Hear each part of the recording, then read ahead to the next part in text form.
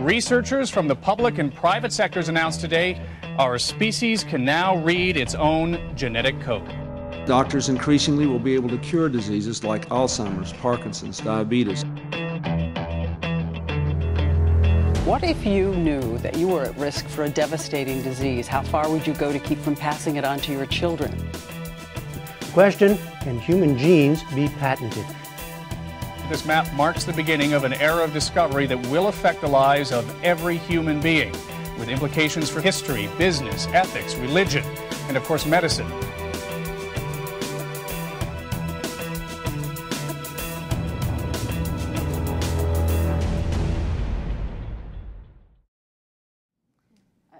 I'm sorry to keep coming back to the financial issue, but I know that in my discussions with some individuals, their concern is when you have a child who needs a lot of medical care. So this was going to be one of the workshop questions, which I didn't put out. Someone said to me, I used to ask my students every year if they thought that there would ever be necessary to make rules about what PGD could and couldn't be used for. Mm-hmm. And they used to say for a long time, no, and now they all always say yes. I think that is probably, with non-invasive therapy, it will probably move away from the strictly PGD point to others. And it's interesting because it's this area where we're really not that polarized. There's a ton of consensus in the country about what people are comfortable with. It's just impossible to define. So everyone will, when you ask them, not everyone, but like really 80% of people will say there should be testing to rule out disease and there should not be testing to pick traits. And I think that's like the pornography, I know it when I see it standard, but nobody can actually define what the difference is between ruling out disease and picking traits. Mm-hmm. You know, so we did some research on pre-implantation genetic diagnosis and prenatal diagnosis for adult onset hereditary breast and ovarian cancer. And we had people in the room during the interviews which we did struggling with exactly that question. Where do you draw the line? And Down syndrome becomes kind of one of the staple comparison groups. But they were able to articulate a number of criteria for which they believed pre-implantation genetic diagnosis or prenatal diagnosis with consideration of termination was appropriate. The first was diseases that have childhood onsets that tend to be painful and fatal in childhood. The next was diseases that have childhood onset that have psychiatric or mental health or cognitive components that would play out over the course of the life cycle and impact that child's well-being over time.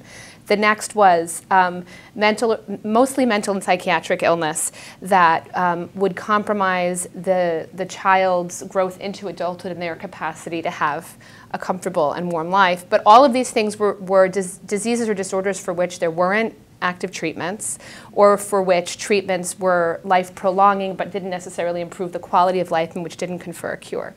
So we use this information to look at the ways families, because we're looking at a hereditary disease group, so the women we're talking to all carried a BRCA mutation. They all came from families where there had been considerable expression of that BRCA mutation across the life cycle. And we're talking to a group of women who, if they had access to these technologies, if their parents had access to these technologies, would not be sitting at the table because they wouldn't have been, those pregnancies would not have either been, those embryos wouldn't have been transferred or those pregnancies would not have been allowed to continue.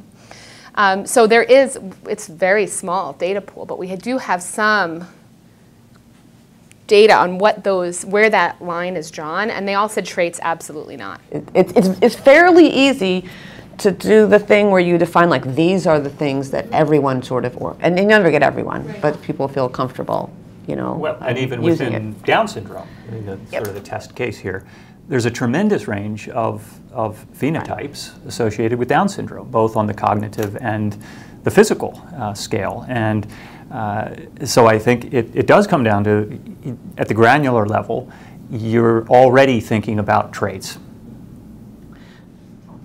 Has there been a study, maybe just where they've interviewed individuals with Down syndrome and asked them how they felt about these tests and whether their lives felt very fulfilling? And yes, yeah, there have been. Right. What were the results of those tests? So, well, first of all, parents have been surveyed, and The most recent data I've seen, 98% of parents with a child with Down syndrome say they were absolutely happy with their decision. And these are parents who are thinking about having more children, and with relation to the child they already have, absolutely happy with their decision to bring that child to term.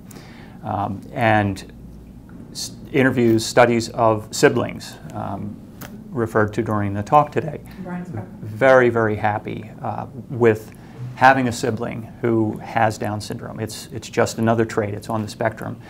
And the kids themselves who have Down syndrome are, generally speaking, happier than kids who don't have Down syndrome. They're very pleased with their lives.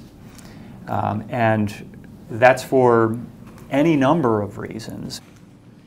I think the discussions are all very good about what traits and who's going to define what is a trait and what is a disorder. But I think the reality is going to be that the commercial companies are going to offer the testing without any real distinction. So I think, you know, the ability to test for Down syndrome in the maternal circulation is really just going to be the tip of the iceberg. And, you know, your BRCA1 and 2 with pre-implantation genetic testing is an example of that potentially is going to be testable for fetal fragments in the maternal circulation. You're doing it. I mean, and one of the... Well, you're doing it right now for pre-implantation testing, yeah. But that is clearly going to be able to be tested at some point, probably in the next couple of years, from fetal fragments in the maternal circulation. So labs will be able to offer that as testing, but on who makes the decision that that's a reasonable thing to test prenatally for. One of the interesting, we had women in our study who said they sought out, we interviewed a number of couples who had done PGD for BRCA.